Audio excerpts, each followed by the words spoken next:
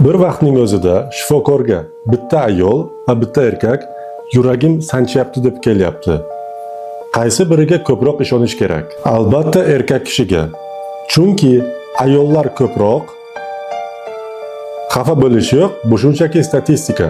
Tibbiyotda pretest probability degan tushuncha bor. Bu tekshiruvdan oldin kasallik bor yoki yo'qligini hisoblab ehtimol qilish.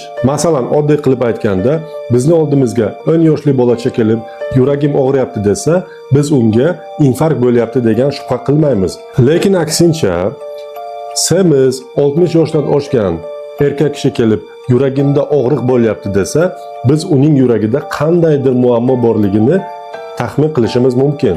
Chunki aynan shu kontingentda yurak og'rig'i ko'proq yurakdagi muammolarni belgisi bo'lishi mumkin. Statistikaga ko'ra, 40 yoshgacha bo'lgan ayollarda yurak qon tomir muammolari kamroq uchraydi, erkaklarda esa ko'proq uchraydi. Shuning uchun bizning oldimizda 40 yoshga yetmagan ham erkak, ham ayol kelsa, yurak bilan qandaydir shikoyat qilsa, biz birinchi navbatda erkaklarni tekshiramiz.